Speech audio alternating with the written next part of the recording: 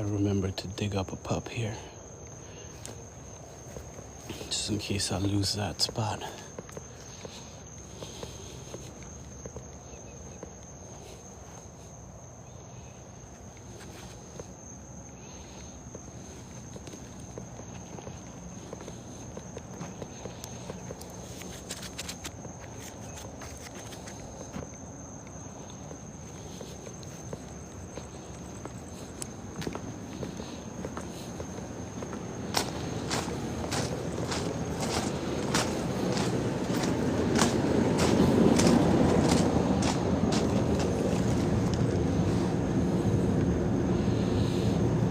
Curry leaf.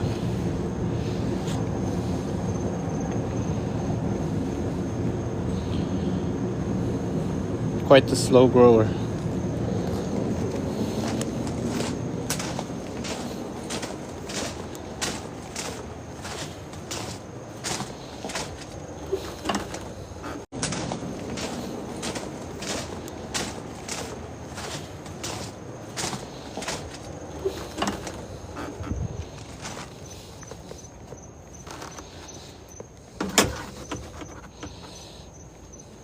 Indian gooseberry.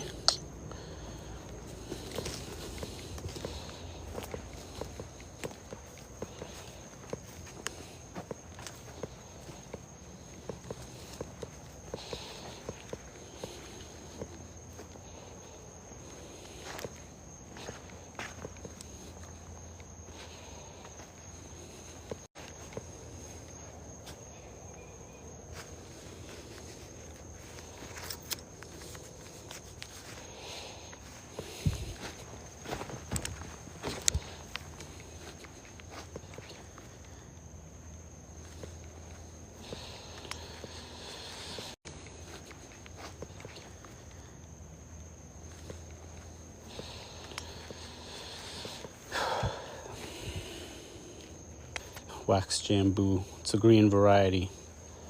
It's just way too close to this lychee. But I see some YouTubers that just straight up grow their fruit trees as close as this, if not closer. So I don't know. I'm tempted to just leave it where it is, and if it doesn't work out, it doesn't work out. However, I'm going to try and make a backup of it by taking some hardwood and greenwood cuttings, and we'll see if it'll grow from cuttings. So this is pushing right here.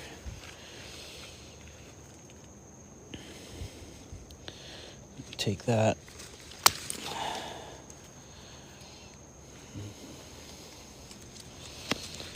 Take some green, straight only green wood. Let's see if we can take some hardwood already. See, it looks good, but it's got a bunch of green. Yeah, let's take this one here.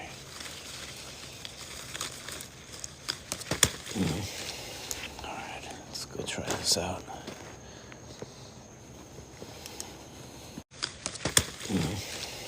Alright, let's go try this out.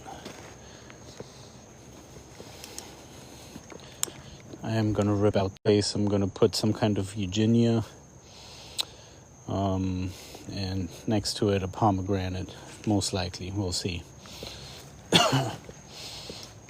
And next to it a pomegranate, most likely. We'll see. And next to it a pomegranate, most likely. We'll see. This lemon guava is going to do just fine there in between this jamun.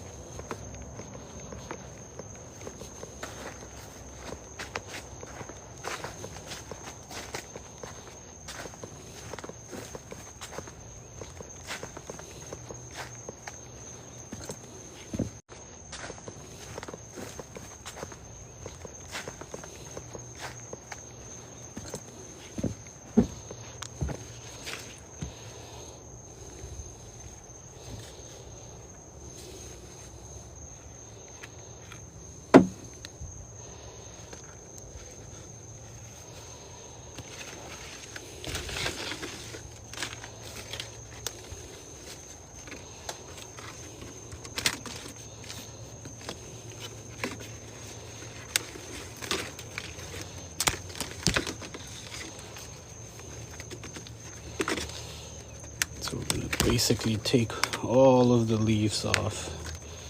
I'll leave maybe those two.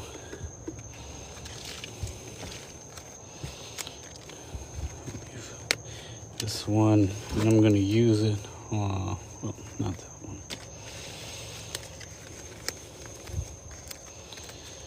I'll throw these in a little community pot, and hopefully at least one of them will take.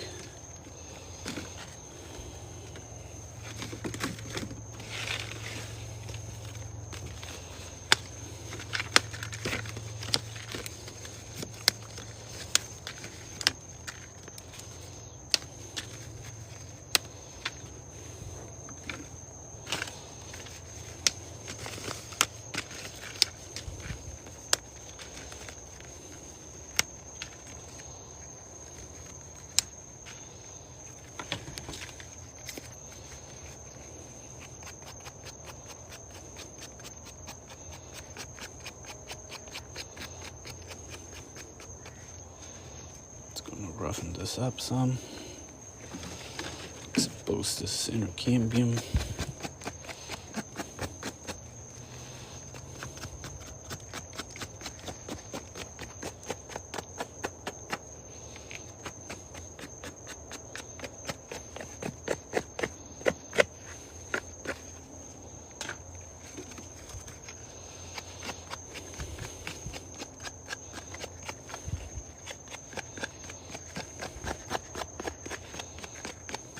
I do want to try some air layering here too.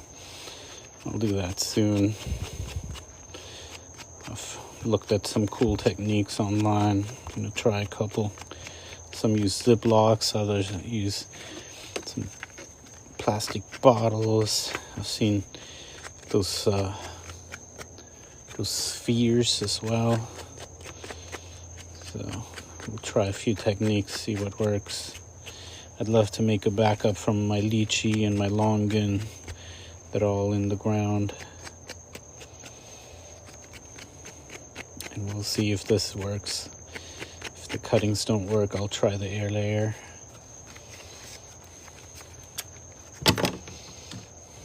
Some rooting hormone. I'm almost out.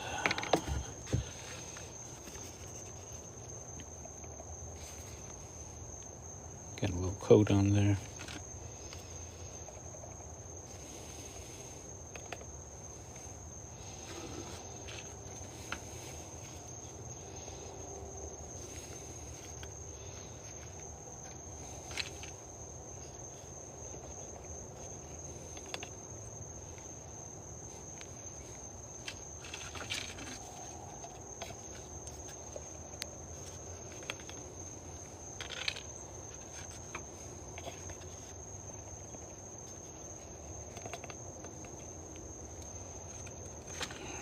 That's it. So I think I've tried some cuttings before from the Jack Wax Shampoo, but unsuccessful. Let's see what we got here. This doesn't... Let's see what I tried here before. Oh, White Llama. Oh, this one's pushing new growth. Nice. These are cuttings from the Llama Rosada. Awesome.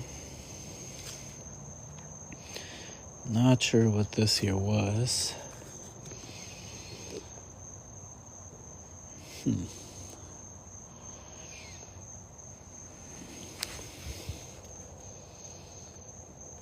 It'd be nice if I labeled things, right?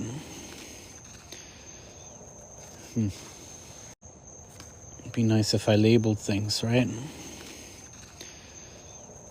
Let me see.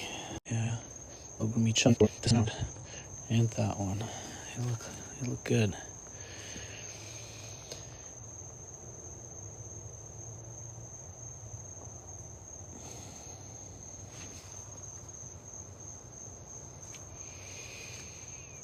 Yeah, these are all Ogumi chamas. Alright, let's use this. What's this? Pitanga. tuba. Ah, too bad. I thought this one took. Oh well.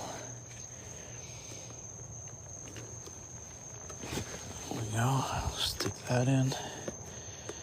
Nice and deep.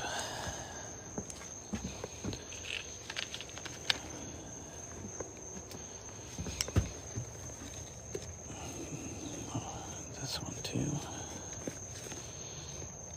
Nice and deep. And one more. There you go.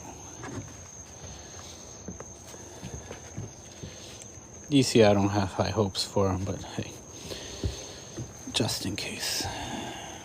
Better try than not. Just so I can say I tried it. This is all just an experiment anyway, right? We live and we learn.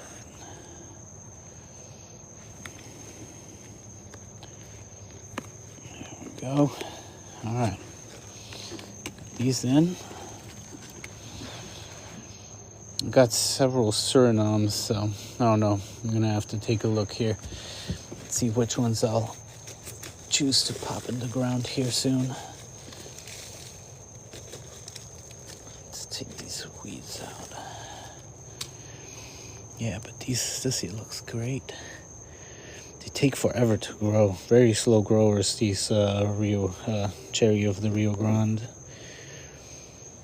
Yeah, I'm digging these, sure. This Gumichama is very different looking. Ah, okay, so this is the yellow Gumichama. 1, 2, 3, the took. Awesome. And then this is the classic. 2 of those took. Okay. Wonder what this one back here is.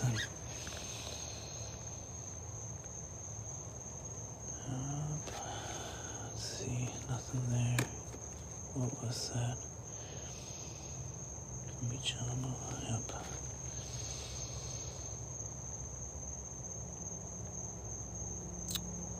So this back here must be then the Savannah.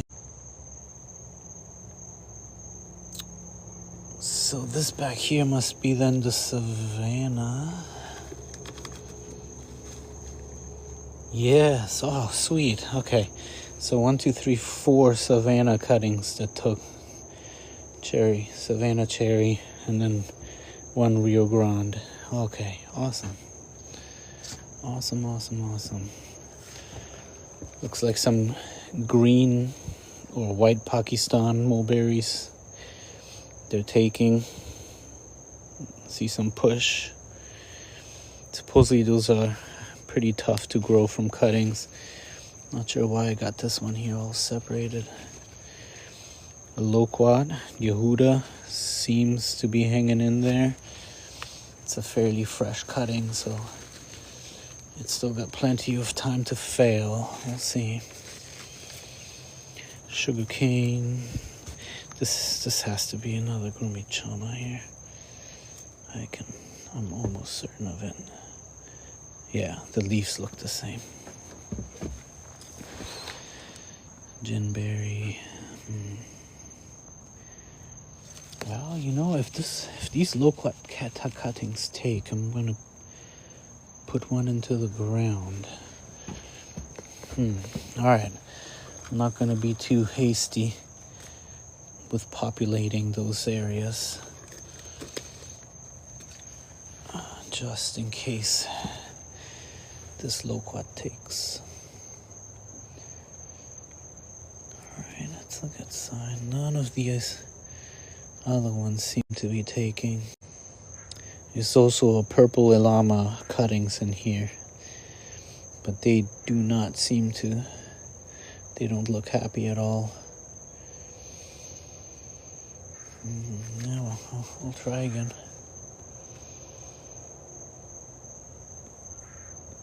I'll be happy if even out of 100, one will take. It's one I didn't have before. Alright, good. Let's go find a pot for that China jackfruit.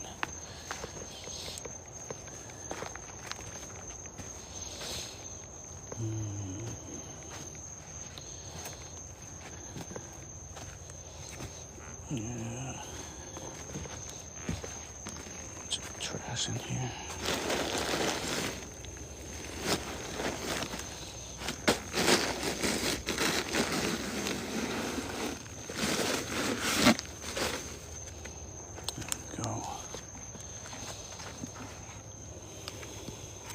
Some good soil too. All right.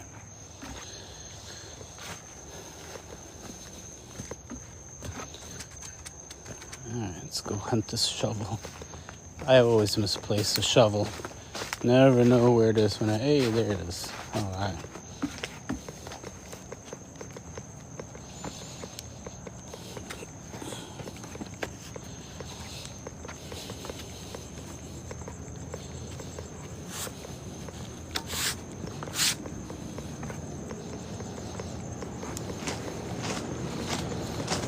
Get this Gina.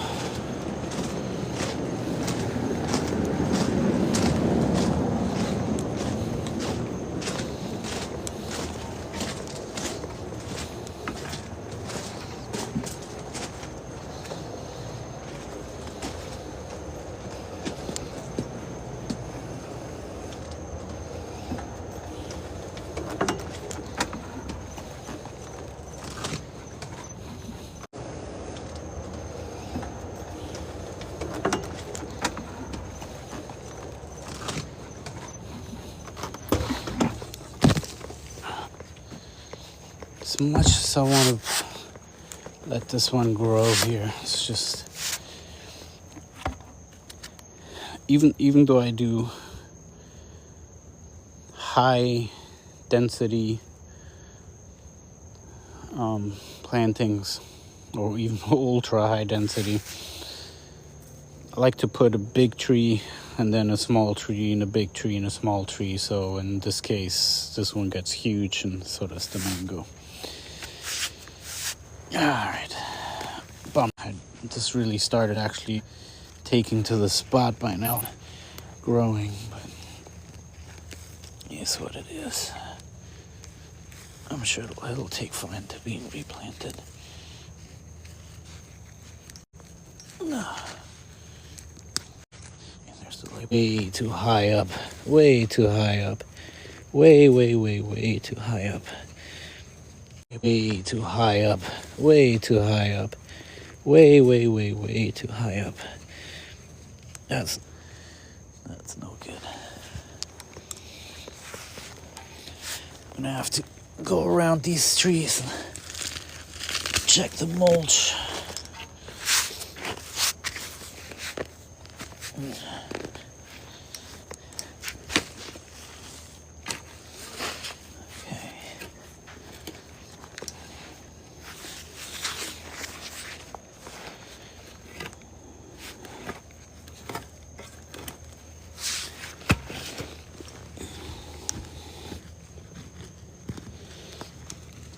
See, this is all just wood chips so far.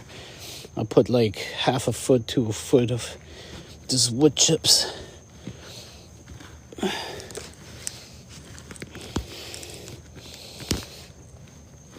The trees thrive on it. Wow, yeah. This mulch was way too high up. I mean, like half a foot too high. Too high up. I mean, look at that. Just the water hose. At least I'm avoiding chopping the water hose this time. Okay. Alright, let's see. Should probably save more of the root ball than that, but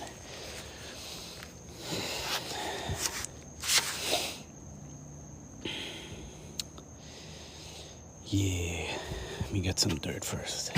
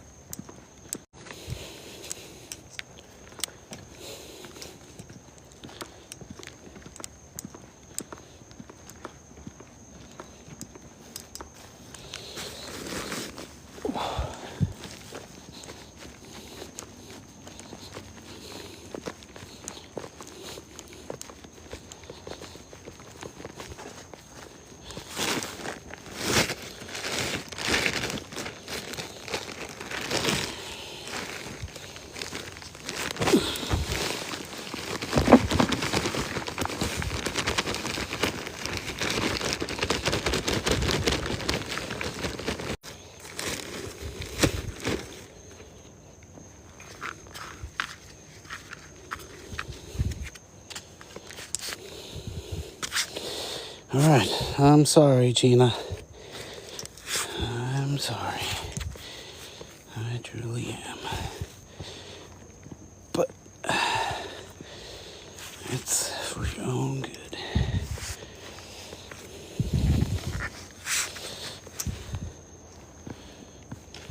Okay.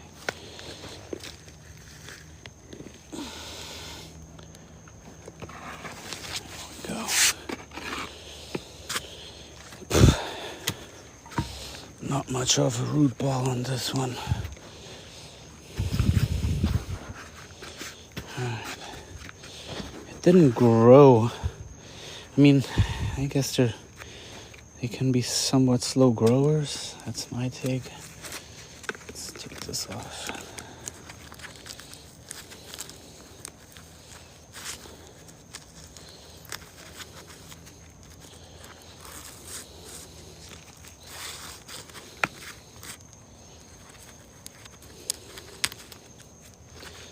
So, there we go. I'll let it mature in a pot for a little bit longer. Yeah, it's not good. This whole... I'm kind of glad I did this here. I'm not sure I would have discovered that. Even though I do make it a habit. Jeez, anyway, I'm sure I would have eventually come to that conclusion to peel back the mulch from the trunk. But maybe too late. I don't know. Anyways.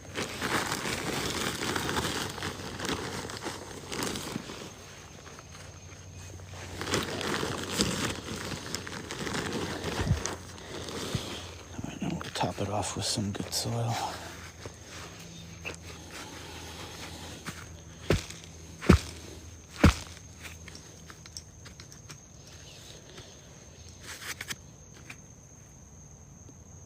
Alright.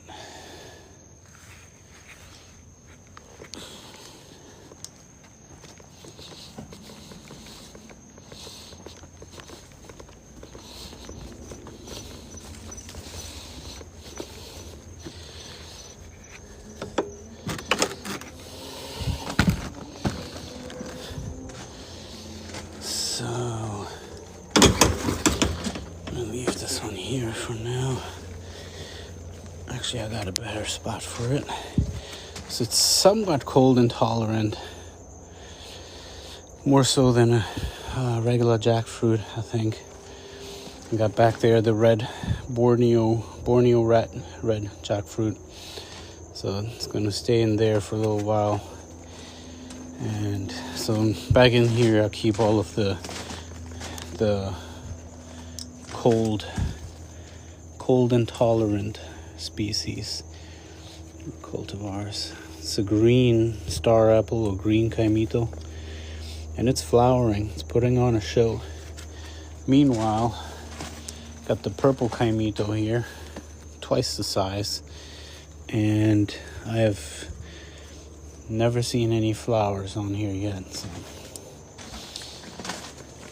Size apparently, well, I guess one of them is grafted versus the other one is not, so most likely anyway. I don't really know whether the purple kaimito is grafted or not. Yeah, no, it has to. I'm sure it is. I buy all of my trees grafted, unless let's just put it like this. I know the ones that are not grafted, and I'm okay with getting those. I don't usually buy fruit trees that are not grafted unless they fruit within 5 years. You know, jabuticabas are an exception because they are expensive as hell. Oh no, it fell off. This is the peanut butter fruit tree. Oh no, it fell off. This is the peanut butter fruit tree. And it started fruiting. I guess I had a big one on here, but I guess I missed it. That definitely happens to me, unfortunately. I'll see something fruiting and I kind of forget to check up on it, and it ripens or falls or critters get to it. All right, we're gonna put this one in the ground instead. Into that spot. There we go. So yeah, here's on this side, basically I keep all the fruit trees that I have to protect in the winter time, either by putting a heater out here or just basically putting them inside the garage.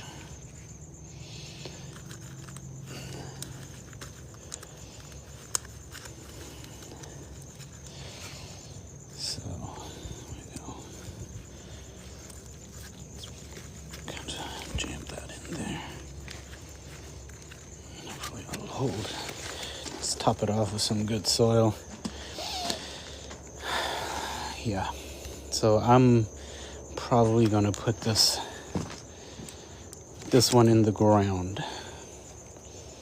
I'm probably gonna put this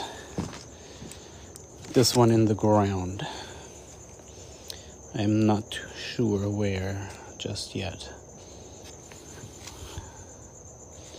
I have some ideas, but don't know yet. I'm gonna have to OCD over that peanut butter fruit tree. Okay, so I have another peanut butter fruit tree right here. This one is from seed, and they fruit under 5 years. So that's why I don't mind putting this one in the ground, because I have a backup. Oh, lime quad is ready. This is probably one of my favorite lime quads. It's a mix between a key lime and a Nagami kumquat. Oh, another one. Nice. And these are super delicious. Eat them just like an apple with skin and everything. The skin is the sweet part, and then it's got this juicy, flavorful lime on the inside. This needs something. It's very yellow leaves everywhere. A lot of yellow leaves. It needs something, most likely fertilizer. I barely fertilize these potted trees. Any of my trees for that matter. Nice. Alright, probably gonna eat that tomorrow. Let me see. Got the calamondins. This tree's loaded. Got that one ready. Got a few that are ripe. And a wampy. No, this is so weird how these leaves came out. They're all super crooked. Really wrinkly leaves. Never tried a wampy. I hear it's hit or miss with the flavor leaves. Never tried a wampy. I hear it's hit or miss with the flavor when grown from seed. That you should get those grafted from a known variety, but grafted from a known variety, but I haven't actually seen another wampy at any nursery, any of the regular ones that I go to.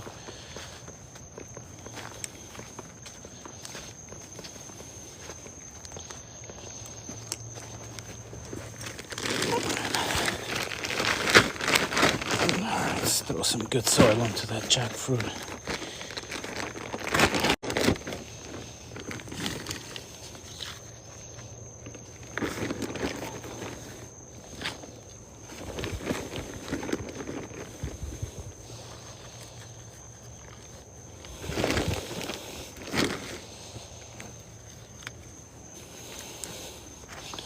I like using this organic jungle mix. Has bone meal, blood meal, earthworm castings, and mycorrhiza, etc. Bunch of good stuff.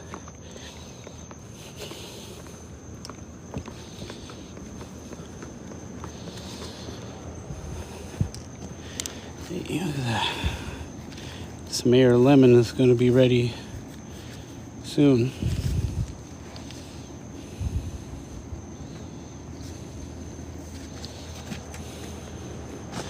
Delicious lemon. I think it's a hybrid between some type of lemon and an orange.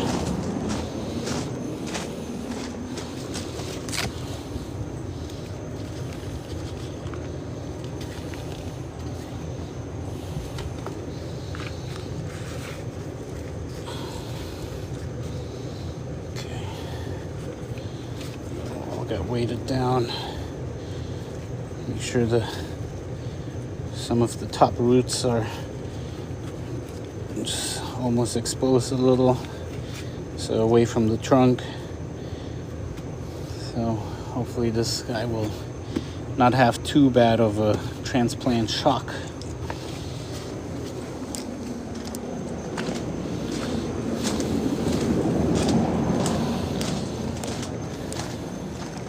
Grab the shovel.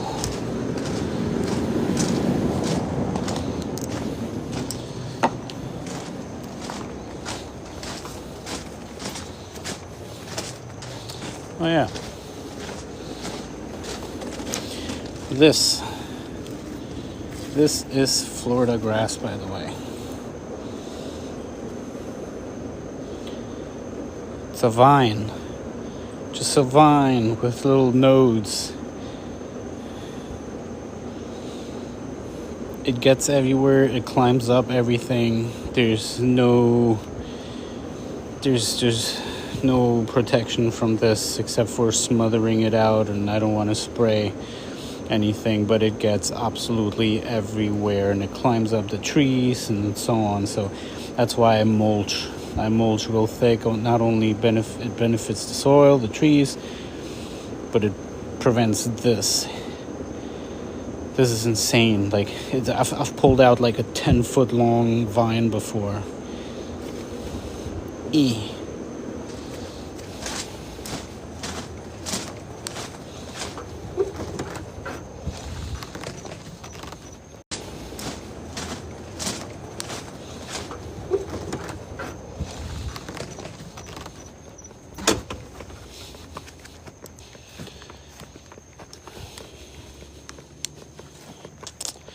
So in here is where I'll probably put the cherry of the Rio Grande or the Grumichama. And over there, I will most likely put the one of the pomegranates in here. Then I have this third spot that I gotta figure out what to do with. This one. Then I have this third spot that I gotta figure out what to do with. This one right here. It's between the and the Mauritius lychee. I'm not sure what yet. Maybe if I put maybe if I use the Grumichama in this other spot, I'll put the Rio Grande or the Savannah cherry in here. And further up front, I'm tempted to put either a white sapote or a pear or a jujube, the honey jar jujube. It's the Redland sapote or the I think the Spalding pear, sand pear, which I think are also known as Asian pears, but I could be wrong. Don't trust everything you read online, right? So I got 3 spots, and then don't trust everything you read online, right? So I got 3 spots, and then possibly a 4th and a 5th spot. So we'll see if I can make a decision here today or not. And then of course there's that, which I'd prefer Eugenia, like some kind of Savannah cherry or Rio de Grande, or the cherry of the Rio Grande. But I'm not sure that I want to risk losing this one, even though they're not too bad with being transplanted, these wax apples. So I don't know yet. We'll see. I don't need the support here anymore. It's got a fairly thick trunk already.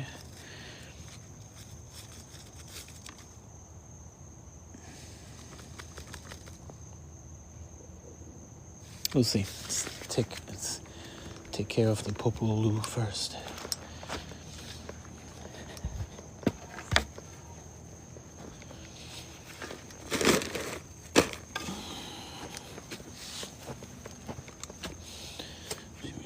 Take this dirt with me.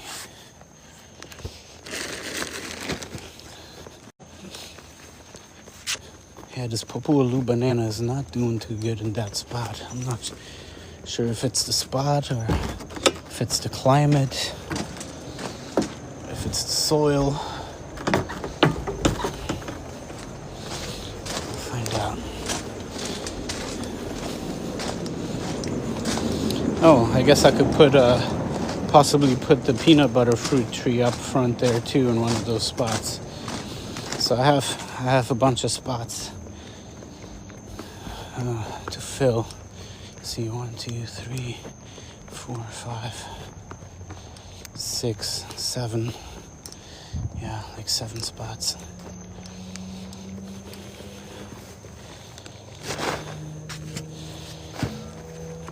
So this is another wax jambu right here. This is a red variety. Tasty.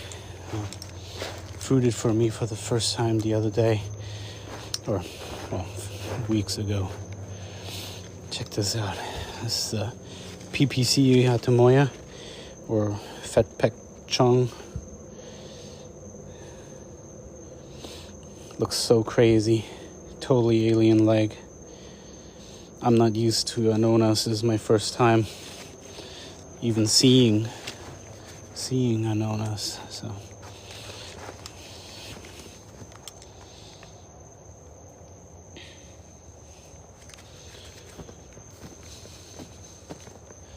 Hey, look at that. Got the yellow Muntingia calabura. Really delicious. Tastes like candy, aka cotton candy berries, right? Or Jamaica's or strawberry tree, whatever you want to call them. Nope, one of them just fell. I mean, really great producers all year long. All year long. Oh, this one just fell. There. So I got the red variety and the yellow variety.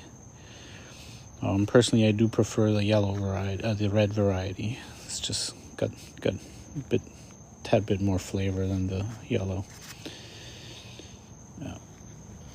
But they're both very good. Both very good. Yeah, this is a garden snack.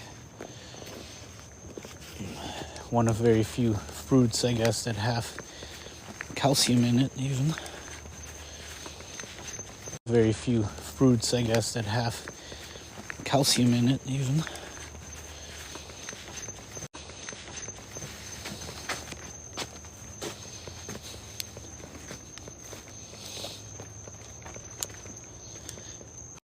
All right, what are we gonna put this popolu in?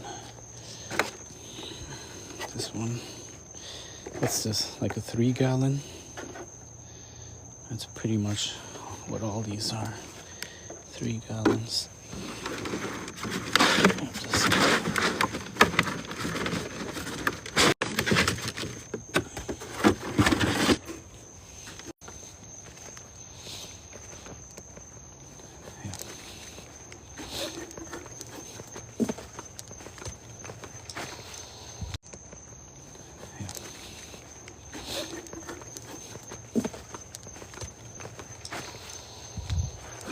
I would love to put a jaburicaba into the ground.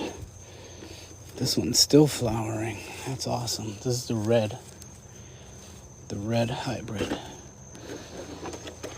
And this is the first year that it started flowering for me. or it actually fruited. I tasted some freaking amazing.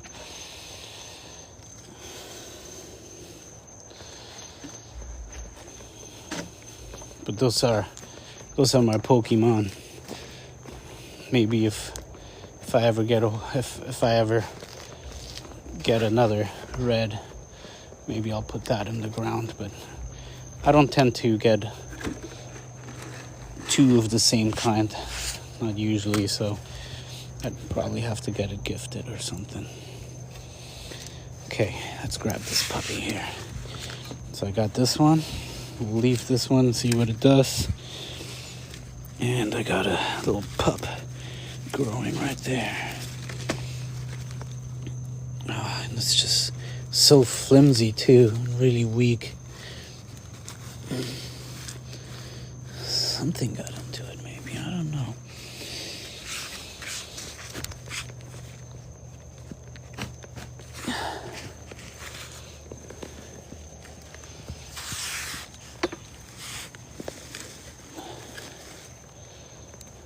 Just not happy in that spot. Look at this. It's just barely hanging in there. Really skinny and really like flimsy. So I'm not sure. Hopefully I can save this one by putting it into the pot.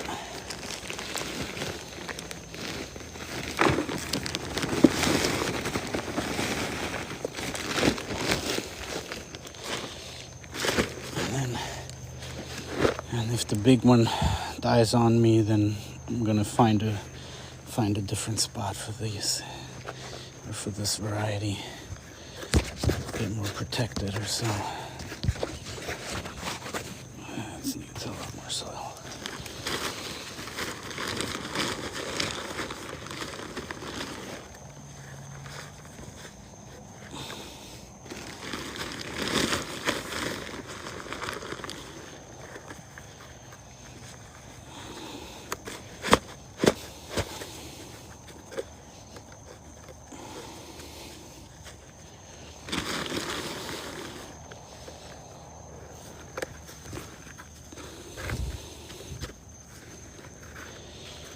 Let's top it off with some of that goodness.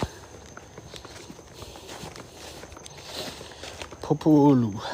So this one is very tropical, and it has a red trunk. So it's also very ornamental.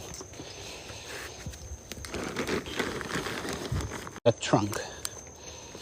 So it's also very ornamental.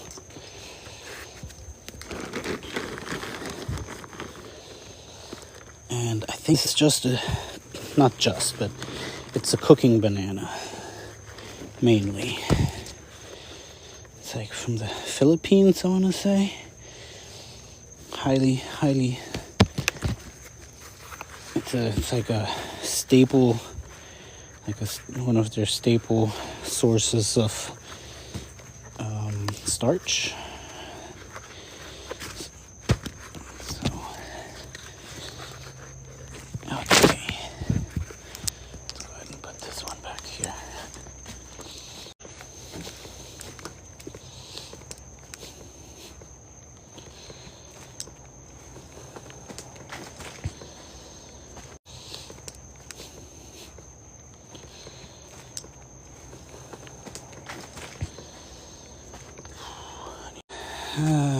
Alright, so it's at the moment. Some entire nursery piece. Because I installed a bunch of dwarf bananas along the fence here. Entire nursery piece. Because I installed a bunch of dwarf bananas along the fence here. So I had to shovel around all of the fruit trees.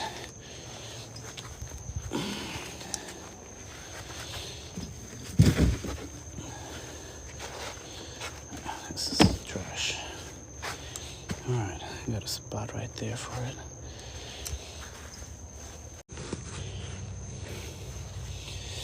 This year produces so much. I got so many miracle fruits off this bush here. Last season, And look, it's already coming in with new flowers. Awesome. I love miracle fruit. It's just such a novelty, a lot of fun. It's been raining a lot. A lot.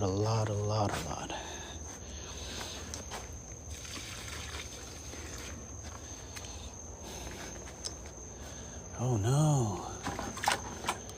Oh no. Oh yeah, this is I'm like, oh man, what happened to this thing? This is the pear tree, that's right. Oh yeah, this is going through some major transplant shock. All the leaves turned black. Yikes.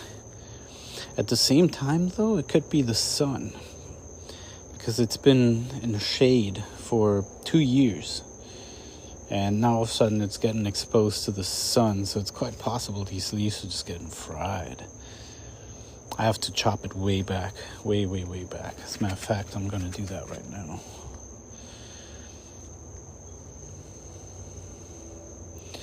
Yeah. That's the one I'm thinking about planting in the front.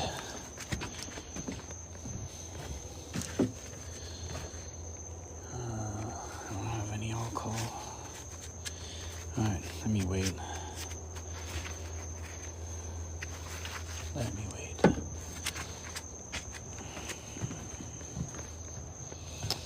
Yep.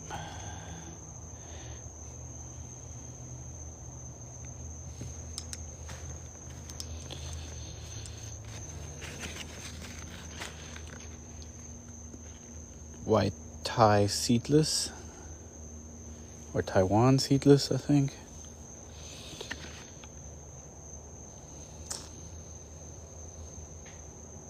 It's like a crunchy white seedless. I don't know if it's 100% seedless or mostly seedless. Guess we'll find out. This is the first time it's actually holding on to some fruit. It flowered for me last season, but didn't hold on to any fruits. So we'll see. This is the White Thai giant green juju berry, or juju bee. Same thing. It flowers like crazy, but it hasn't held on to any fruits yet. So maybe this year's the year. Maybe this year is the year. This is trash. Stuff gets so brittle in the sun. It's cracked all over the place. I used to use this to propagate. Alright.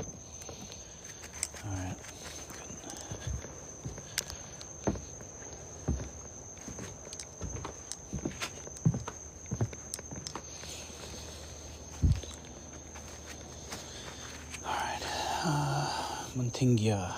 Alright, that one's gonna get a new spot.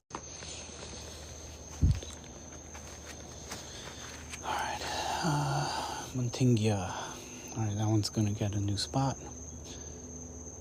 And so are most of these here. Let me see. These cherries, these here. Let me see. These cherries, a more shady spot. Man, I really hope I'm new nodes here, but nothing green.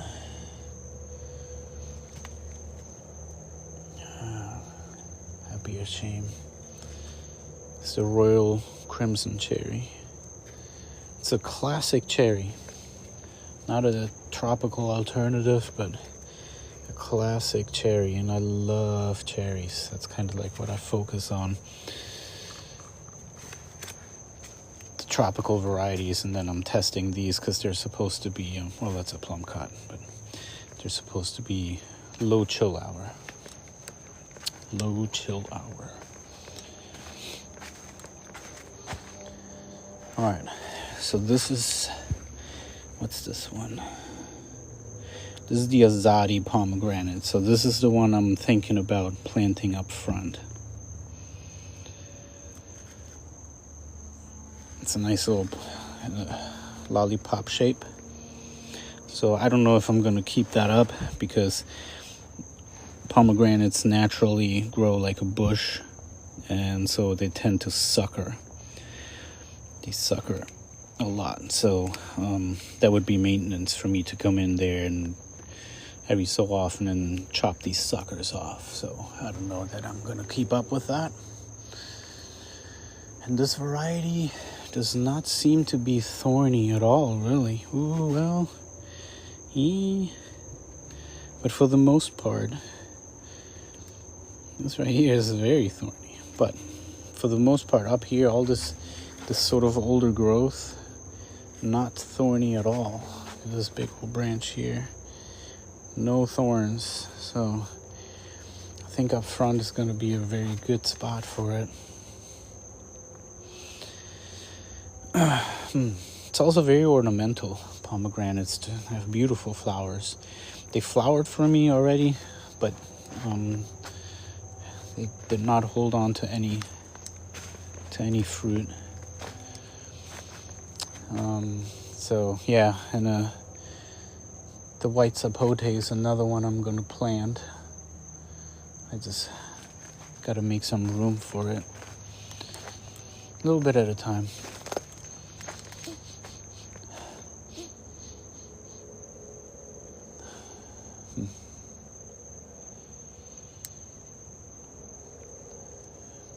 So these are Garcinias. Garcinia. Got a Garcinia brasiliensis, Brasilia intermediate. So what? Superior lemon drop, Bakupari, and Achacha. I can't wait to try an Achacha. Man, I have one in the ground. Hopefully it's going to fruit for me here in the next season or two.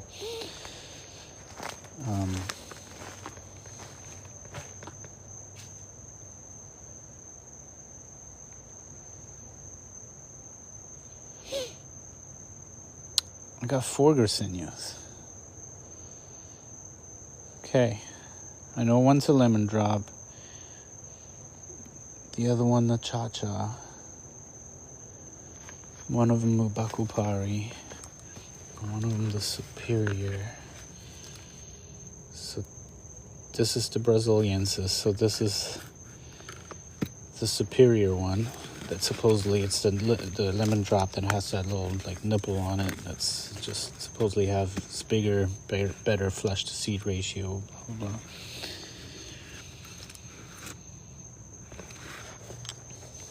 Then what is this one?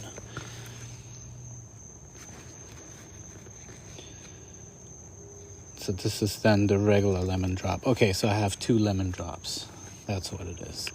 And then the Bakupari. You know what? So I have an Achacha in the ground and one in the pot, and I have 2 lemon drops in the pot. You know what? I think I'm gonna be planting this lemon drop into the ground. Yes, I am. Hell yeah. Okay.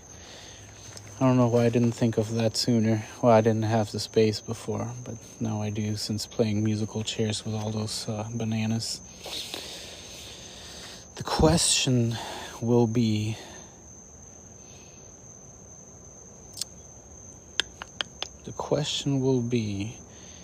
if it can handle the sun. The question is if it can handle the sun. So I know they're pretty sensitive when they're younger, but they grow a little bit more tolerant as they get older.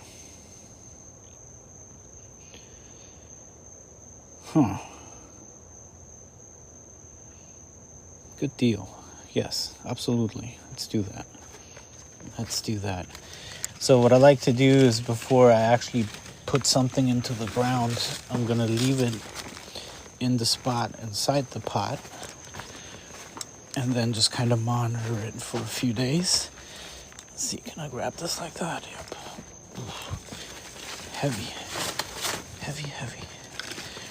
It's been raining so much, the soils are just completely saturated with some good water.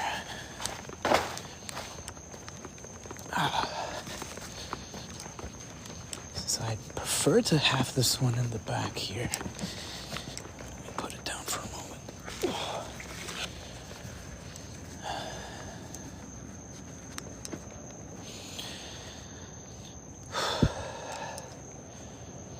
So I have like a little seating area here surrounded by fruit trees in pots.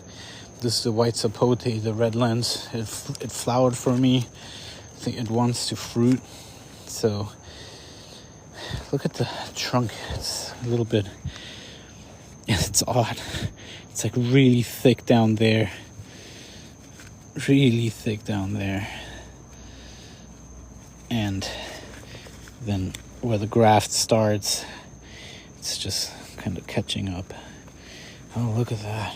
Okay, where are the roots? There. Okay. Yeah, it's not too bad. Yeah, so I'm going to be planting this red lens. It's supposed to be a really good variety as well. But it gets to be a really, really big tree. So I got to find a good spot for it. And I don't know that I want to put it in front of the house by the road. Because, well, you know, I don't want people necessarily helping themselves. I don't mind sharing, you know, of course. Especially whatever hangs over into the, you know, public space. That's free game, right? So, yeah, I'm gonna OCD over that a little bit. But I'm thinking about planting some out this way leading into the food forest there, sort of having like a pathway. So meaning like I have this I keep the eugenias in pots because they do just fine in pots for years and years and years, like long term. They'll do fine long term in pots. So I keep those in there. Plus the cherries, like I said, those are the ones that I focus on. All the other ones, they're, you know, just to have them, I guess. But so down the line here, I would probably put something here. I'm not too sure exactly what. We're just gonna have to see. First, I'll plant out the spots that I already have for sure. So speaking of white sapotes, though, this is a very interesting one right here. This is another white sapote. This is the Subel variety, which is also really good, supposedly. But the interesting part about this one is that the rootstock, so here's where it was grafted on, somewhere around here. No, up here, actually. Here's the graft point, really high up. The rootstock is a cherimoya, a Booth cherimoya. So, and that was kind of news to me that, not that I'm an expert on anything, but to me, a cherimoya and a Subel are completely different species, you know. So to have a cherimoya grafted onto a white sapote grafted onto a cherimoya is like, what? Is that possible? So I did some more digging, you know, and because this is an Etsy tree. I got this one on Etsy, you know, when it was just tiny, and I always like to know what, you know, what's what, and they said, yeah, it's grafted onto a Booth cherimoya. So I had to look that up because it sounded a little bit unbelievable to me. And I came across some resources online that said, yeah, it's possible. So the cool part about this is then, of course, you can make this into a crazy cocktail tree where you can graft different types of anonas onto the rootstock here. You know, like the squamosa or the mercata or the ilama, you know, etc. Or different atomoyas, of course. And on top, where where the white sapote is, I can graft on the green sapote, the black sapote, possibly even the mamey. I'm not too sure. But even I think the Ross sapote, the canistel. So it's I thought that was pretty cool, and it seems to be happy. So I don't know if it'll last long term or not. But sapotes are supposed to be one of the most delicious fruits out there. Highly sought after. Not that I'm into selling fruits or anything, but it's just for me and people that I can share them with. So given that I have a white sapote, I don't know if I'm going to plant the other sapote into the ground or not, but we'll see. It's just like the pomegranate. Pomegranates are so great that I already have one in the ground. I don't mind putting a second one into the ground. I also have a third one in a pot. So same with the sapotes. I have 3, 1 in the ground, 2 in the pot, so I might put another one in the ground. But this is a triple planting, so talking about ultra high density. Got a kampong mauve or a purple sugar apple, Annona scamosa. Then the white sapote here, and Ilama rosada. And the reason I put this one here is because it's Annona. Even though it's a white sapote, but Annona's rootstock, so hopefully they play nicely so close together. So triple planting right here. All right, let's put these 2 in their spots and see how they like it. I'm just gonna leave them there for at a minimum of a week. See how they take, or whether they like the spot or completely hate it.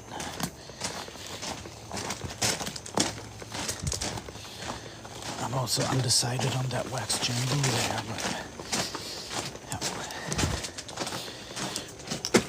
So sometimes I've planted stuff and then did my research. So sometimes I've planted stuff and then did my research after that. So I don't recommend doing that,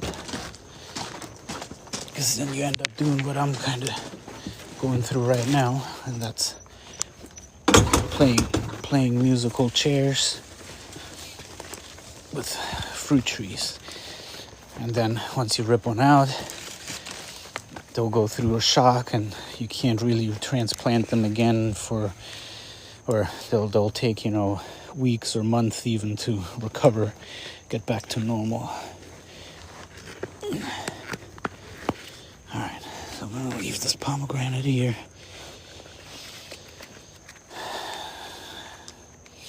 So I got the feijoa or pineapple guava here, avocado next to it, then the pomegranate, and in that corner is the sapodilla, the morena. So I'm either gonna put this lemon drop right here next to the mango or in the middle. For now I'm gonna put it over there in the middle, and we'll see how it takes to the sun exposure. Now I'm gonna put it over there in the middle, and we'll see how it takes to the sun exposure. Here we go. Oh yeah, gotta fix this water here. Yikes.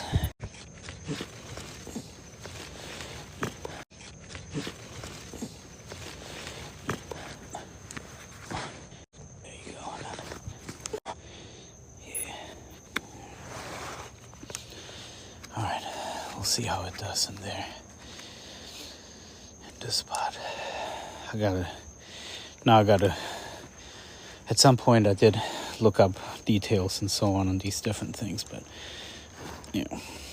it's already forgot everything about it, so I'm gonna have to look it up again, learn about it again. So, all right, this is exciting. I've tried lemon drops before, and they're fun. They're a snack. They're not a food, you know. It's not something you can survive on necessarily, you know. But it doesn't have to be about that all the time, right?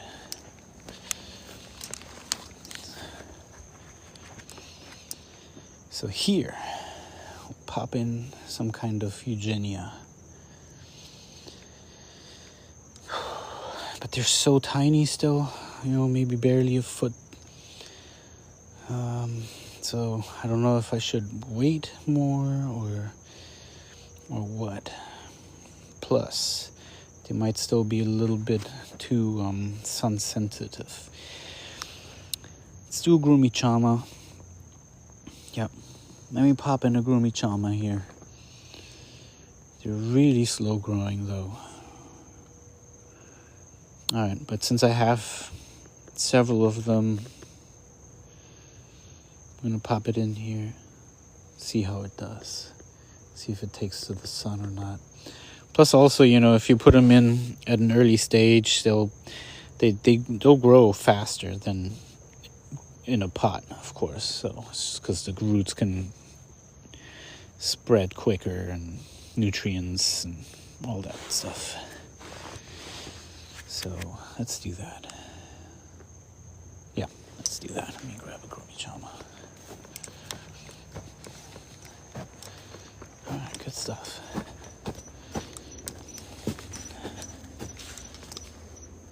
I'm gonna have to do something about this goop over there. Nice. Moringa. I love moringa. This has to be one of my favorite trees.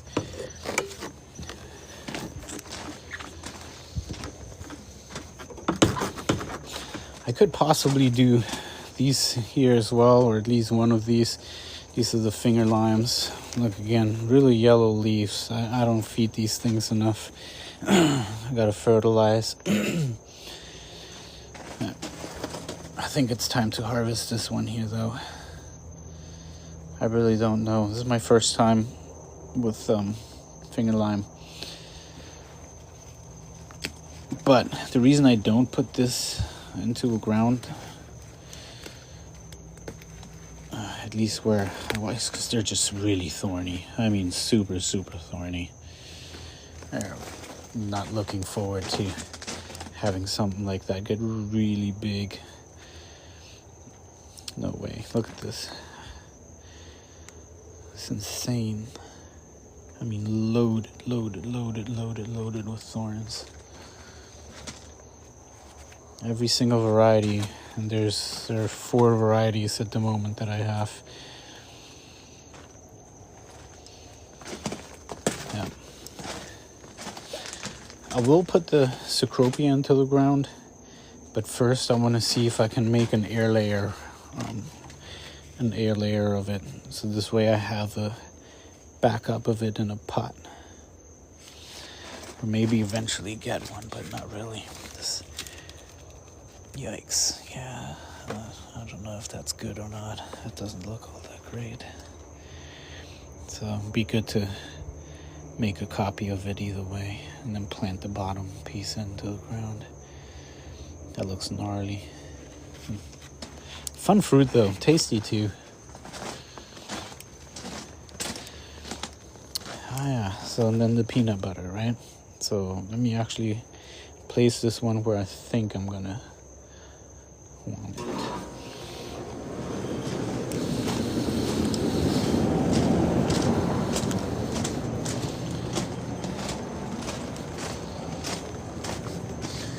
And this is the honey jar jujube.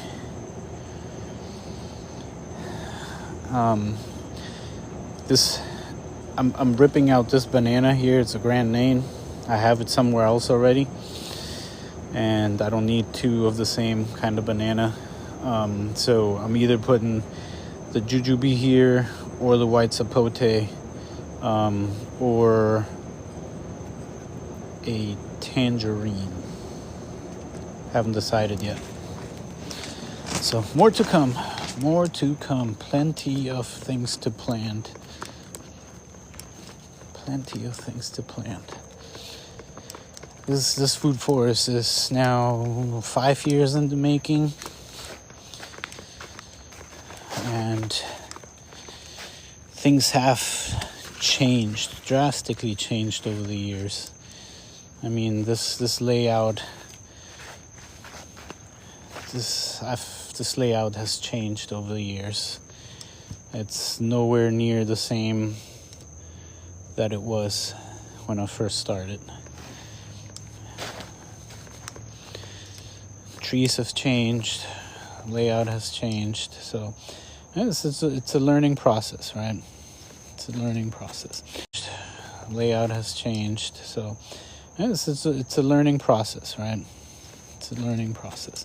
Strawberry, guava, we transplanted here not too long ago, is looking unscathed. I mean, like nothing happened to it, so, which is great. That's good. So here it stays, and here it stays. So I kind of wish I would have moved it over some more, closer to the edge of this bed, because there's like 5 feet from the edge, you know. I may still do that. Never ends, I'm telling you. But this beautyberry is gonna come out of here. I don't want that one there. I have different spots where I'm growing beautyberries. They're gorgeous though, so you know. But anyways, I'm either gonna put the peanut butter fruit in there, or like on the right side of this sweet tart mango, or on the left side between this peach and the mango. So I might squeeze the peanut butter fruit in here or back in there. I have to see if it'll produce with semi-shade. So for now, I'm gonna pop it in here. And we'll see just how much it likes that spot here. Put the water to it. Okay, so that's where it would live.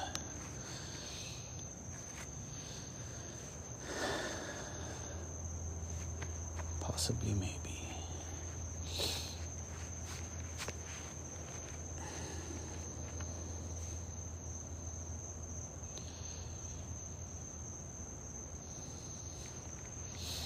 I love new growth on mangoes.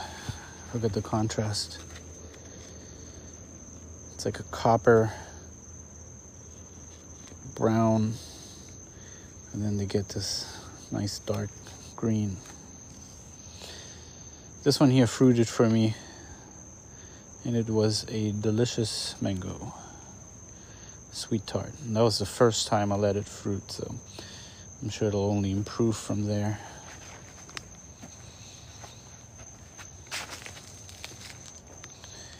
Got some mulberries. This is the black mulberry, the giant. I mean, it makes fruit that look like blackberries. Here, there's one actually ready. There we go.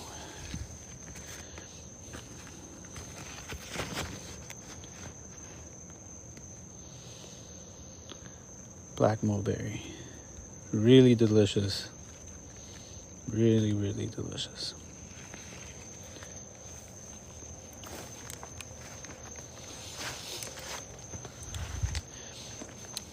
All right. Katuk.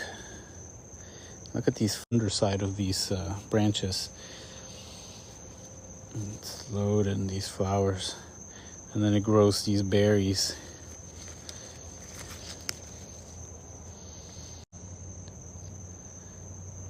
Katuk is another fun one. When you split them out, they taste like sweet peas. When they ripen up, these seeds, I think they turn like black. Yeah. So this is one where, you know, eat it in moderation. It does have some adverse side effects, but it's super, super nutritious. I would recommend boiling it. So the studies that I found where people had some experienced some adverse effects from eating this, they were juicing them. So when you juice something, it's highly concentrated, right? It's just too much. So you can eat like maybe 12 leaves a day raw, or just cook it. Just cook it like you would spinach, regular spinach, and then, or just cook it. Just cook it like you would spinach, regular spinach, and then toss the water and then use it in your recipe.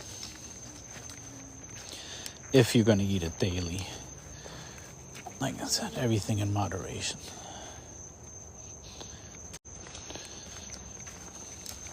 Yeah, back to the Eugenia.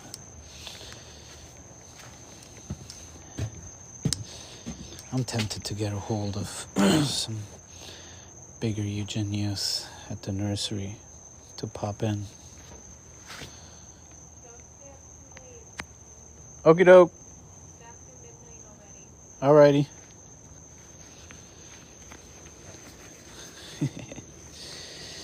Better half looking out for me.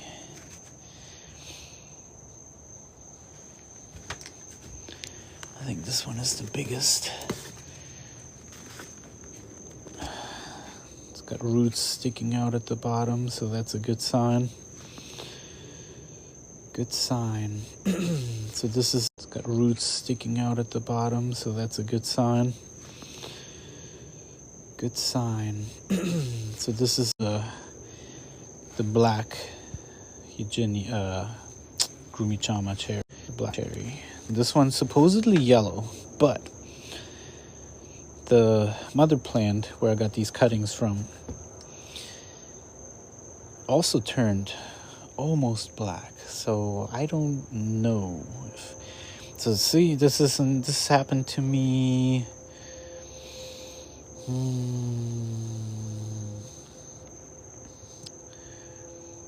Actually, the only time I can think of where I buy something in the nursery and then years later when it actually fruits, it's not what it was sold as.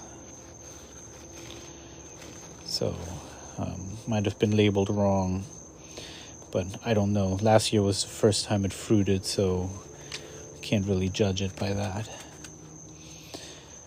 So, all right, one cherry of the Rio Grande and the Savannah. So I get conflicting information on the Savannah versus the Rio Grande. I forgot the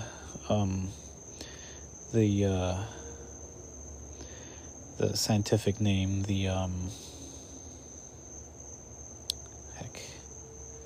Botanical name. It's like Eugenia calycina, I think, and some. Anyways, this is why I got notes. I got too many trees to remember it all. But one of them is supposed to be more cold sensitive. So according to local folks, this one is, and then according to online, the Savannah is. So I'm gonna have to do a little bit more research. Not that it matters, because these have been out for the last couple of winters, and they're just fine.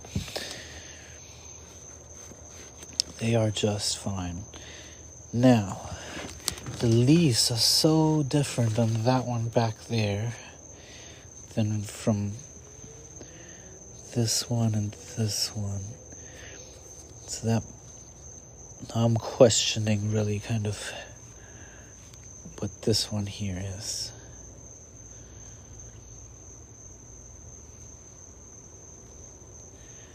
The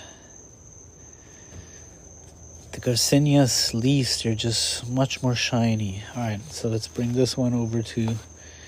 Yeah, this one here really reminds me more of a wax jambu. Because I have 3 different varieties of it, and so this could very well be like the white, or the green, or the red. Let's go do some leaf comparing real quick. Or the green, or the red. Let's go do some leaf comparing real quick. Maybe if I smell them too. That's why notes. So this I know for sure is a Grumichama because, ta-da, it's labeled. Eugenia Grumichamas. This is the yellow. So let's go check it out, see what the leaves look like. What was in empty? So this also says Grumichama. Also says Grumichama. No labels here. Ay. And they, well, alright, so growth pattern. Yeah.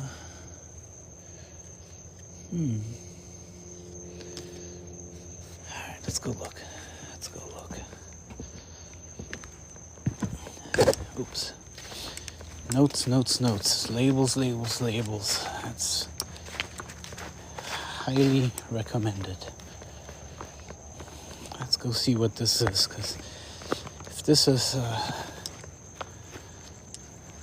wax jambu, then I'm not going to plant it, right? I don't want to end up with 2 wax jambus over there of the same kind. Yeah, these are completely different leaves.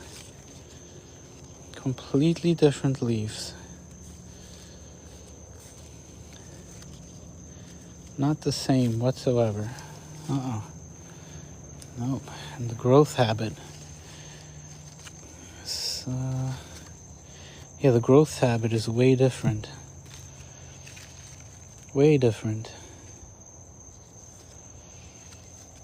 So the leaves are much longer and not as shiny.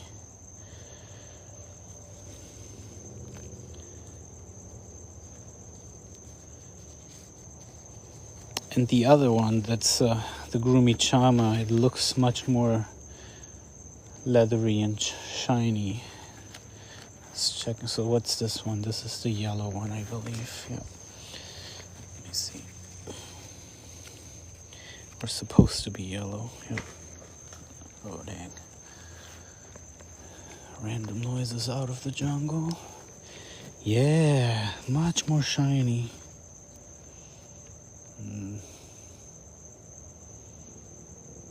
Hearing stuff. Okay, I think this is a wax jambu. No way. Looks like it took. Let's go to one of the wax jambus.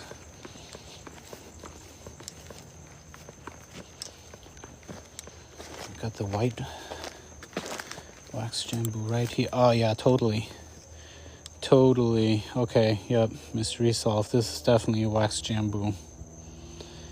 Absolutely. The leaves look way more similar. Yeah. Alright.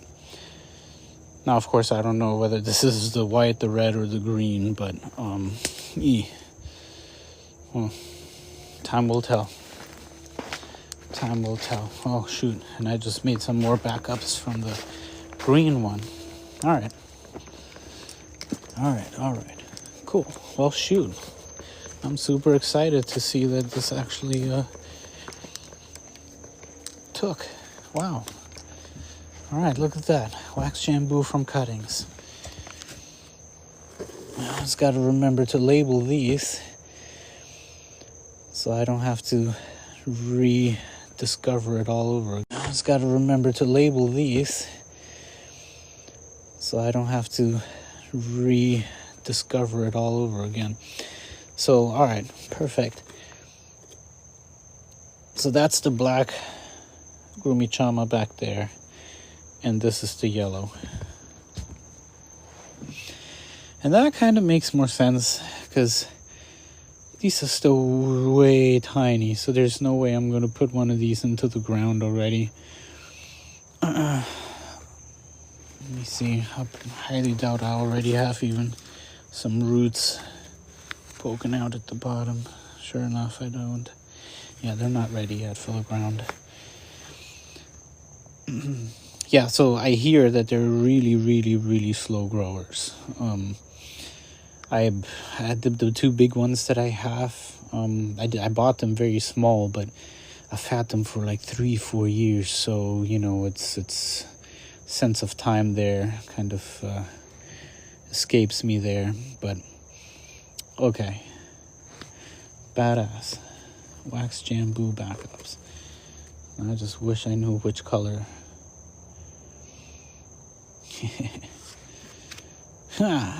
Well, that so this is also wax Jambu then, because the leaves, they're the same. So this might be the green one or the white one. I've made backups of both. Which means those are kind of unnecessary, so I don't care if those take, but judging by these, those will probably take. Alright, so what I will put into the ground then is the Savannah cherry or the Rio Grande. Yep. Savannah cherry or the Rio Grande. Yep. Let me check this one out here. See if I got any roots at the bottom. Hey, look at that. Alright. It's looking healthy. I got, like three stalks took. No, two. 2 stalks took. So I might be able to just break it up.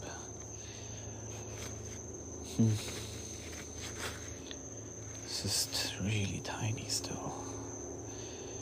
I'm not sure that I want to put it in the ground over there. Knowing me, I'll run it over with the lawnmower by accident. I got way more of the Savannah. Let's see if I got any roots sticking out on one of these.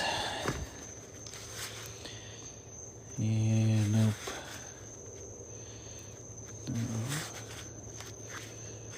No. Alright.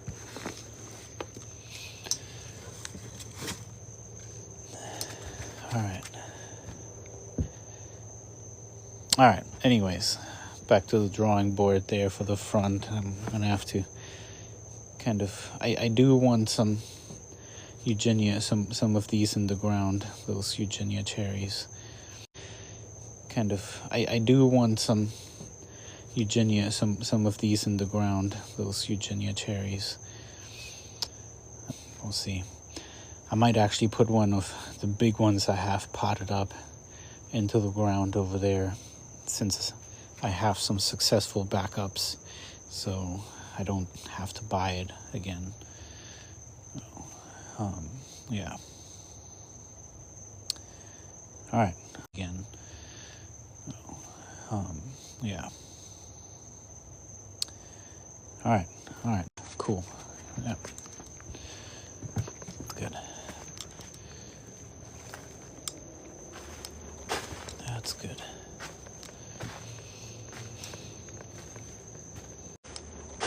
That's good.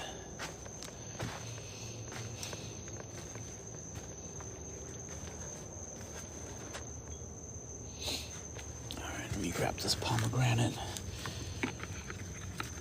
It's gonna. Same with this Montingia yellow. Same with this Montingia yellow.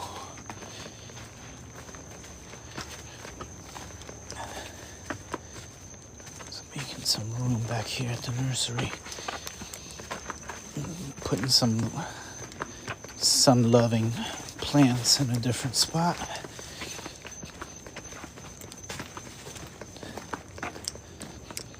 I just carved out over here.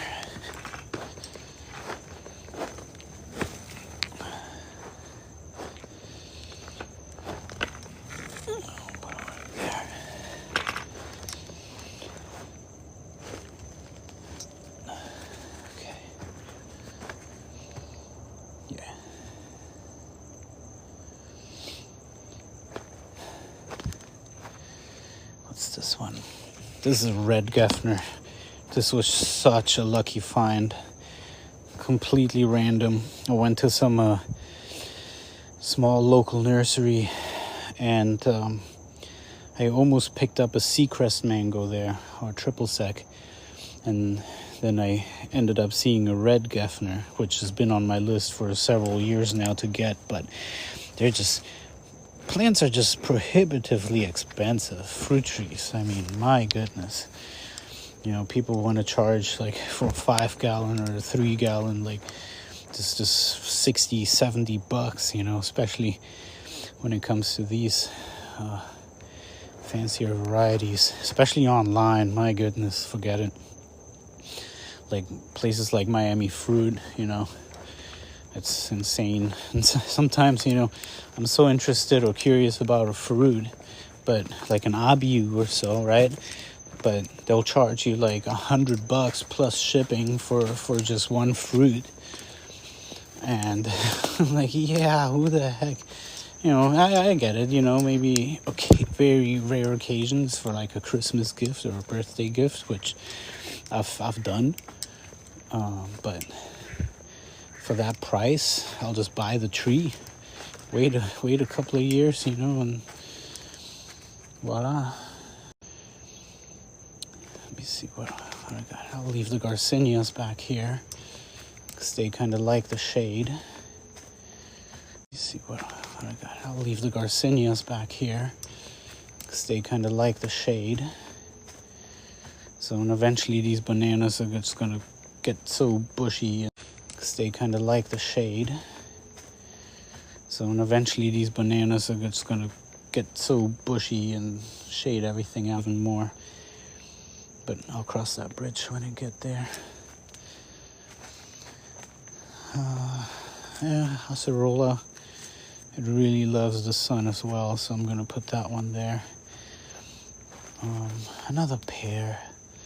I'm just not excited about pears. This is the sand pear, so this is one that I'm thinking about actually planting in the front. I'll share that with the public. Pick as many pears as you want. I'm fine with that. Leave my tropicals alone. So I'm gonna leave that one there for now because I'm gonna plant that. And this still got a bunch of mango varieties. I got a different spot for those as well. So the cherries, I don't know if the Florida sun is just way too intense for the cherries. I'm gonna have to see. For the cherries, I'm gonna have to see.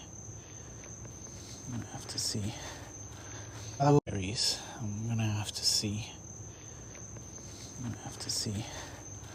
Oh, they'll burn. Especially if they got a bunch of wood on it, so that can easily burn. The ones I did plant, I painted. I'll show you which paint. Not there. I don't endorse these guys. You know, they haven't done anything for me, but I did buy their product, and I am. I don't know that I'm impressed, but it seems to be working because the avocado and a couple other trees that I painted, they are still alive, so must be working. It's almost finished. I did see some other latex kind of paints, tree paints. Might try those, we'll see. But anyways, that's what I used so far.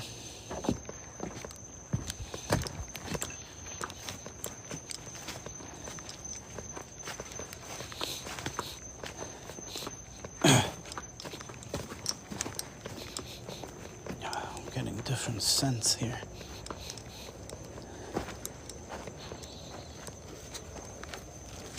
Okay. Full sun.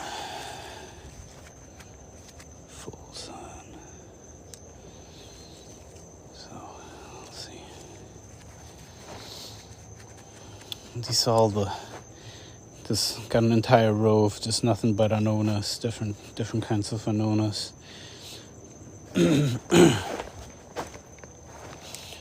The Anonas I'm most excited about are probably the llamas, just because they're, I guess, very common. And here's where I put the achacha, right in between this, the red strawberry tree and the yellow strawberry tree. There's the achacha. In hindsight, I would have left more room between the two strawberry trees, but it is what it is. So this achacha does not seem to mind it though at all. So I got one very shaded, and I cut these strawberry trees back like maybe once a year in winter.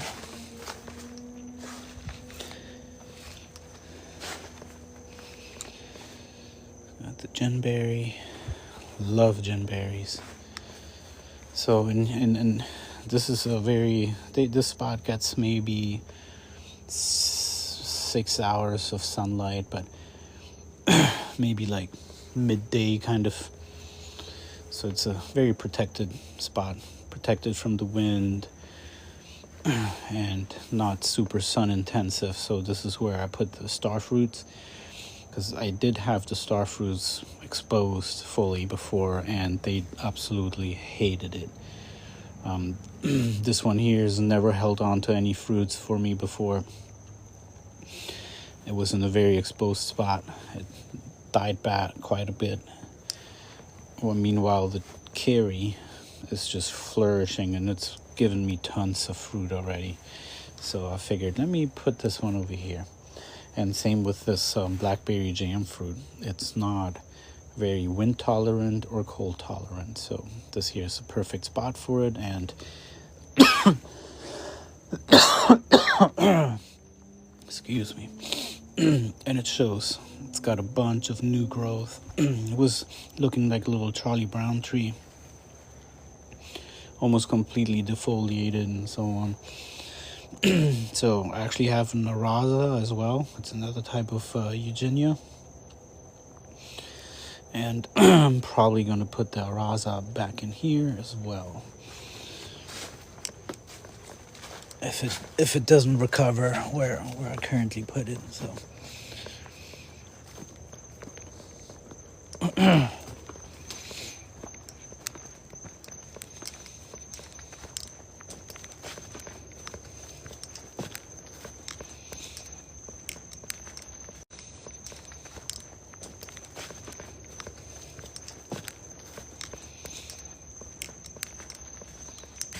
all right.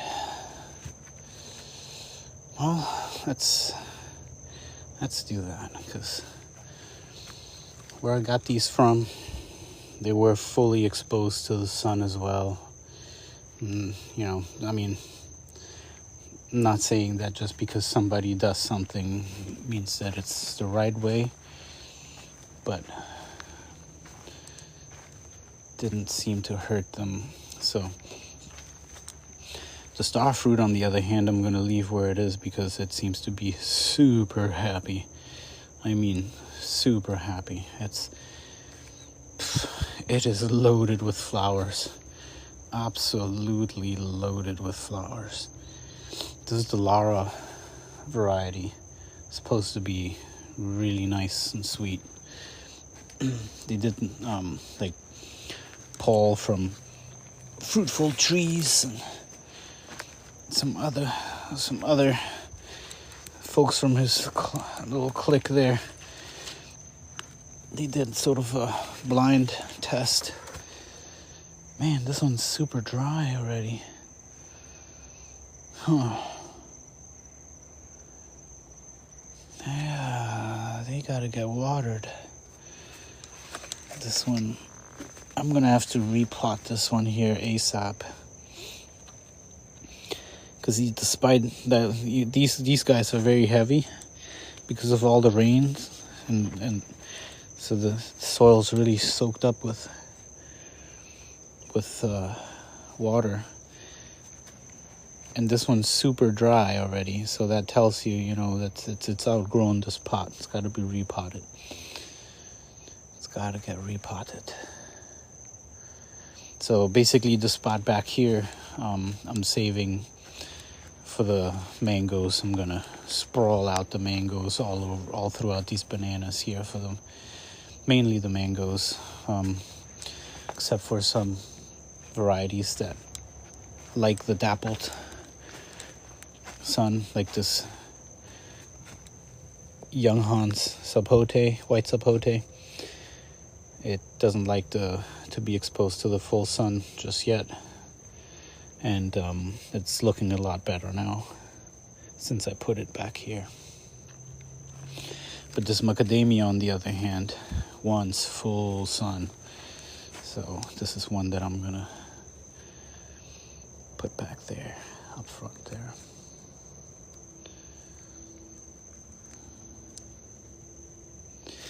Let me start with those cherry trees, so I'll move those up front first.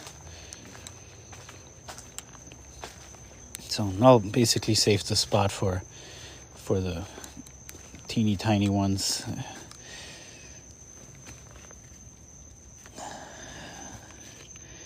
Yeah, man, this one completely died back on me. Hey, little lizard. And then it's suckered back out from down there, luckily.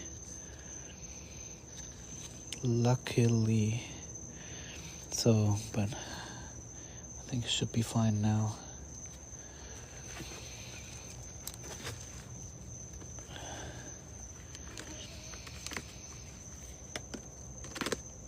Alright, let's see how these will do.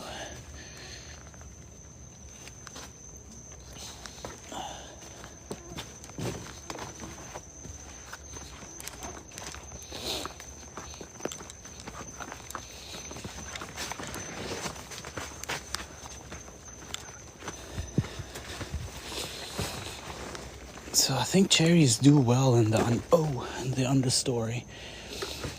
Oh, popped right out.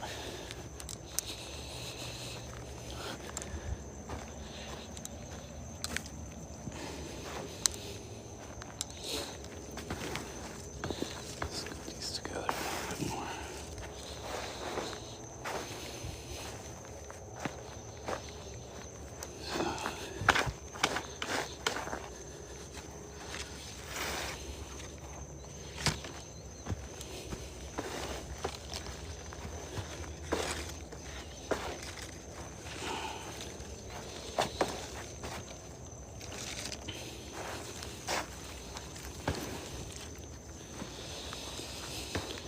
Yeah, next, I'm just gonna have to hook up water to these.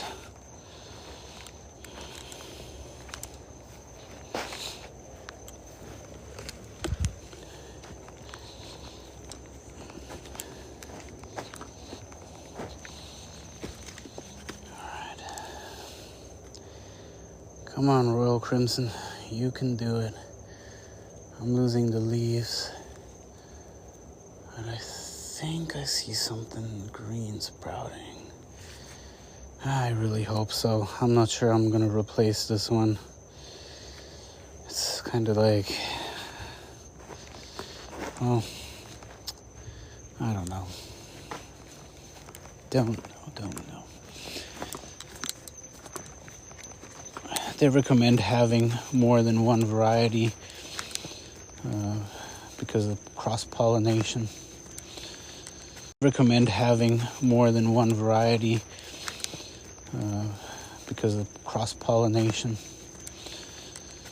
and I've already lost one because of cross-pollination, and I've already lost one. Replaced it, and now I might lose a different one. So I got 3 classic cherries for cross-pollination reasons, and if I lose 2 out of the 3, I'm not too sure if I keep trying. We'll see.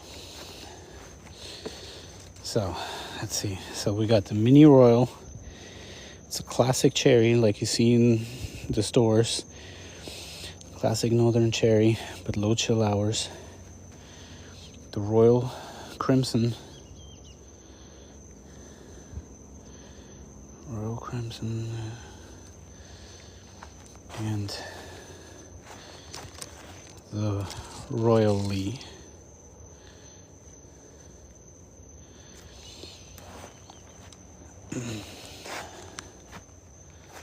The Royal Lee.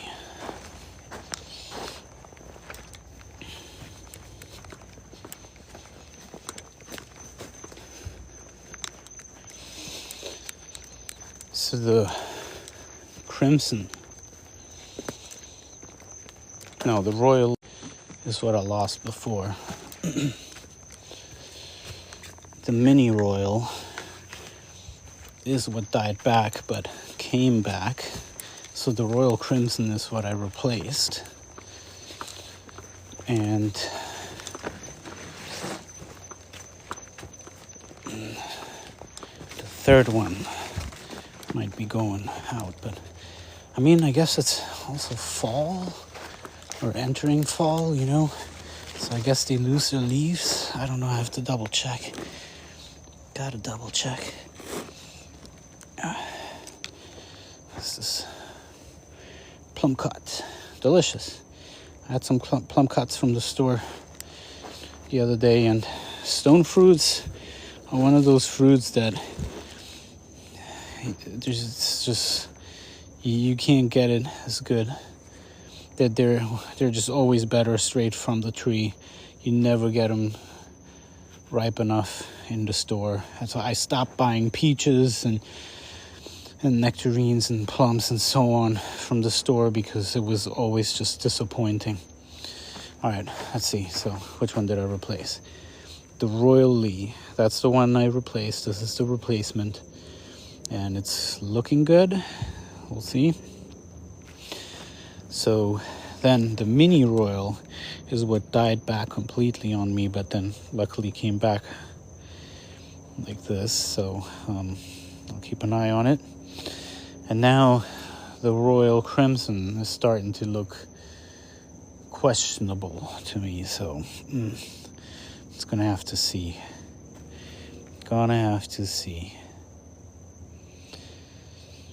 But if I don't know, if I lose this, I don't know, then I'll replace them. Even though I'm really about the cherries, really about them. Love them. How the heck did this get pulled out? Love cherries.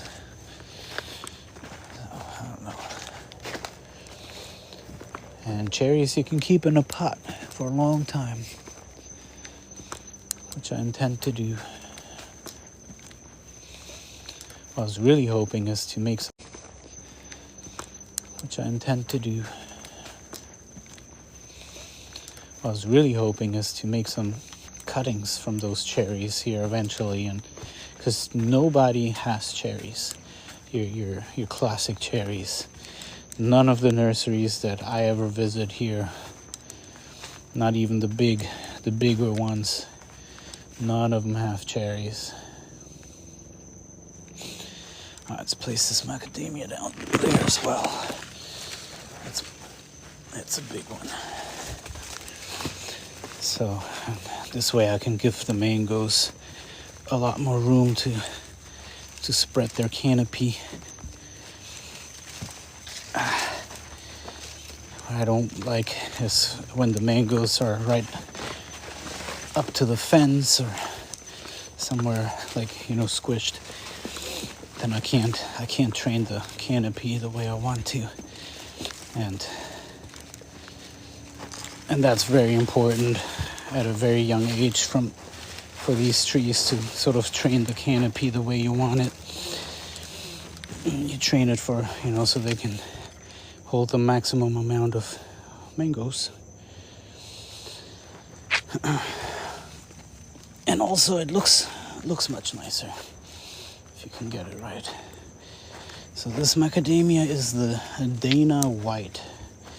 Doesn't really mean anything to me. I've never grown any macadamias, nor have I seen the nuts on the tree. It's flowered for me, but haven't seen any nuts yet. So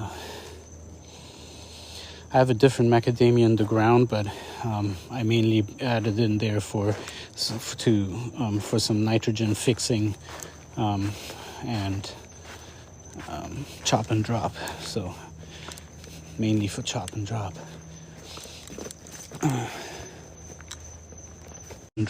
So mainly for chop and drop.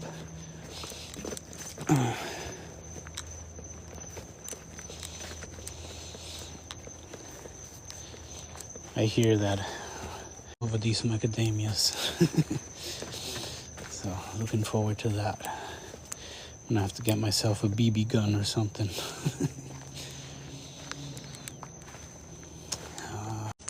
I'm gonna have to get myself a BB gun or something.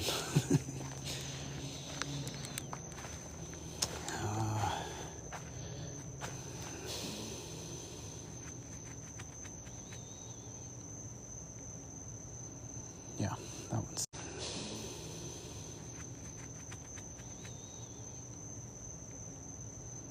Yeah, that one's. Okay, the avocado stays as well. I'm gonna have to. So my next video is probably gonna be, or next time I go live, I'm probably gonna do chop and drop. Well, I'll go in and start. I'll show you guys how I how I trim the different fruit trees and do some chop and drop on other things. Let me actually move this guava. Yeah, why not? I'm gonna move this guava. It's kind of really squished in with this jujube. Give the jujube some room. Maybe I'll move both. They both are very sun-loving trees. So let's do that.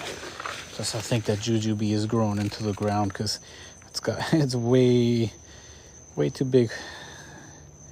Way bigger than what I would think this pot would allow here. So let's see.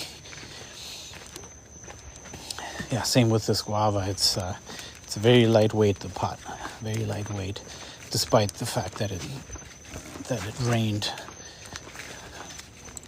a ton. So it should be a lot heavier. So I'm gonna have to probably up pot this one here. Oh, no room for the jujube. That's all right. So it's right next to the pink guava, actually. Love the pink guava. Oof. I mean, oof. So good. So good. And as a matter of fact, this is also Taiwanese green, crunchy, but the seed, I think this is actually the seeded variety of that. I think. Actually, I have the label right there. Taiwanese guava. Yeah. Taiwanese white. And this... Oh, look at me. I don't know where the heck. So this is the Indonesian seedless white. So it is a different one. Huh. I'm going to have to look that one online now. I could have sworn this was the Thai white seedless. Oh, well. Indonesian. All right. Got something to look up here. All right, well, that's all the space I have here for. That's all the space I have here. I might be able to squeeze in that jujube. We'll see. I'll leave it over there for now. If I need the room, I'll make room.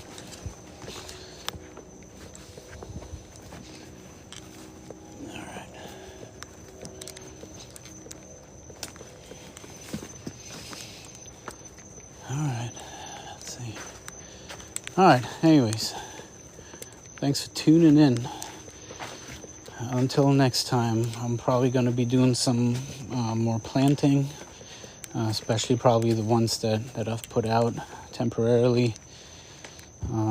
Probably going to be rearranging all these mangoes I have here, which there are a lot of them, so I'll be going through all the varieties that I have. And I'm going to be up potting some fruit trees as well into these big 30 gallons and kind of put them in different places throughout. So, all right, till next time.